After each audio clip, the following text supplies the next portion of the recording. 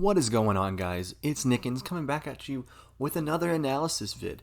Oh my gosh, you guys are getting spoiled. It is 2 videos on analysis in 1 week. I just finished listening to the MLW Pipe It Up podcast, and Tommy and Jack asked for responses on the question of the day, which was asking about the implementation of a trade deadline. Of course, Jack and Tommy said no, there shouldn't be a trade deadline, and they wanted responses maybe for future. And so I thought I would make a video, kind of my perspective on things and my response to what they were saying. So first off, I think it has to be mentioned that, no offense to Tommy and Jack, I love them, but they're definitely biased in their answers. Of course, they're not going to say that one, they did anything wrong in the trade, which I don't think they did. They followed the rules. You know, it's a rule, so they're not going against the rules. And 2, they're not going to say that their trades were bad, right? I mean, it's fundamentally, they're not going to say like, oh, I did something wrong, I did something bad. As objective as they may be, they're definitely coming from a perspective of, you know, obviously the trade was good for both. Their responses as to why, they had a kind of 3 points. One point that Jack said is that it's good for content. The second point is that the trade deadline would dissuade teams from trading. And the third point is that the trade would not have happened if it was earlier or if there was a trade deadline in place.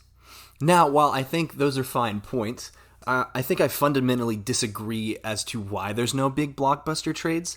We need to reframe the conversation for MLW about the trade deadline in general, because trade deadlines is not, in my opinion, would not affect trading too heavily. So, for instance, the first problem with this is that the reason there are no blockbuster trades is because the relationships as a manager and a player. You can think of a list of teams of manager players, and a lot of those teams have friends on that team. So let's go with the classic examples currently in the MLW. So 2021, who is currently playing with their really good friends, all right?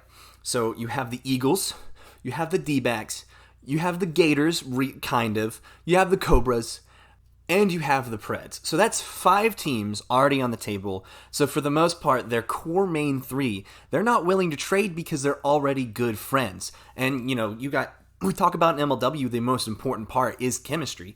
And because there's 3-man teams, it's not going to be really in all likely that we're going to see big trades just simply because of the dynamic between the manager-player relationship. There's just not going to be a lot of trades simply because they're good friends. People have been calling for Dan to trade for years now, and he has failed to make a trade simply because he's playing with his friends and there's no reason to. Why would you want to win with the best players when you could win with your best friends? This is still a backyard wiffle ball league. So I think that's one reason outside of the trade deadline that dissuades people from making trades. Point number 2 is the unknown of the draft. The reason there are trade deadlines in the NFL and the college level is because people already have been scouting for 5, 6, 7, 8 years the players that are coming into the draft. You know, so when an NFL team realizes at the end of the year that, oh man, we're not going to make the playoffs, we should start tanking. Well, the reason there's a trade deadline is so they don't trade all their good pieces away to get future draft picks, so that way, for instance, take the 2020 Rams. You have Jared Goff, who is not a good quarterback currently for the Rams. Sean McVay may be looking to get rid of Jared Goff for some future pieces. So what Sean McVay can do if there's no trade deadline, he starts trading away some parts of his offense to the Jacksonville Jaguars in order to get Trevor Lawrence, a future Hall of Fame quarterback. You know, if there was no trade deadline, there would be nothing regulating teams in order to trade as much as possible in order to gain and benefit from this future draft. If you knew exactly what was coming up in the future draft and you knew that this was a top prospect, there's no reason that teams would not want and willingly trade for that future top prospect. However, I think this may be a point also in Jack and Tommy's favor, is that because of the unknown of the draft, it doesn't necessarily benefit to trade away or tank your team away. And so since there's no incentive, there's not nefarious purposes for, you know, the trade. They're planning, they're rebuilding for a future. Though it may be late in the season, I still think that it's still fine and dandy because of the unknown of the draft. But if there was a more consistent player pool that they knew ahead of time, I think it would be a different conversation, because if we already knew that the future draft pick, like the future draft class, was going to be absolutely amazing, I think we would be raising our eyebrows. Because in reality, the Magic have nothing to lose, and the Mallards have nothing to lose, and they both have everything to gain from the current trade. Whereas the other teams are kind of stuck in this place where the other 5 teams, they're not really going to be willing to trade, and then you have the 3 teams on the outs who don't really play with their best friends. So you have the Mallards, the Magic, and the Wildcats. Well, Kyle's such a good manager that he doesn't need to trade, or he drafts so well. Every single draft pick he's had a hit on. So he doesn't need to trade. So the only 2 teams that really have a shot of trading are the Mallards and the Magic, which makes it such a perfect pair for this trade.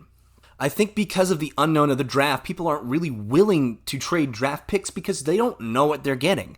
And again, the only thing they can trust is what they see, and what they see on the screen is that when they watch film, that's what they're seeing. And so that's why trading for a person is a lot easier than trading for picks, because in the NFL, you can see who's coming, but in the MLW, you can't really see as much as it is a professional league. Now, before I get into my third point, I will give some concessions. I think the idea of content for MLW is absolutely amazing. I think that the Bonham trade definitely provided content, and Jack Agner is right. It would be boring if they didn't have a big trade. Like, this is the first big trade, and there's no reason not to do it. However, if the future growth of the league, there will be probably more player pools. There will be probably better players. And so the idea of kind of throwing away the season already at the end may not be against the rules, but it could be seen, now I'm not saying I'm saying this, it could be seen as kind of a scummy move, giving up on the season. Whereas with a trade deadline, maybe after All-Star break, maybe too early, but the thing is that it enhances the competitiveness of the league. Now, that would be different. So say there's 10 teams now instead of 8. That means that the league in the AL and the NL will probably be decided earlier on. And so that means that teams are going to automatically know when they're out more often than not. Especially if you say the new expansion teams are kind of like not that good the past 2 years. Maybe we have a Gators team from 2018 or something. That means teams are going to know earlier when they're out of the tournament, because divisional play is going to be more important with a 10-team league, because I don't see Kyle making the schedule 6 games. I think that there'll still be 5-team games. You'll just play 1 out of conference this time. So this means that divisional record is going to be more important. Say a team loses 3 series, it's going to be pretty obvious earlier on it missed the playoffs. And so that means there's going to be more incentive to trade away some players for some picks maybe.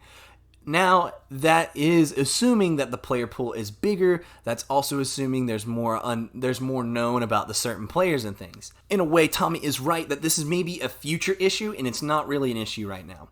So the big takeaway, the big question, was this trade wrong? Should there be a trade deadline? My answer is yes and no. I think for now that the trade is totally fine, and I think that it's perfectly fine move.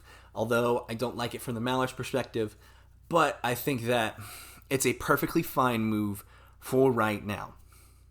However, if they are trying to expand to 10 teams, I think they're going to have to set a harder deadline on who is coming. So say for instance, Caden Irwin becomes a manager. He starts bringing guys from WESM.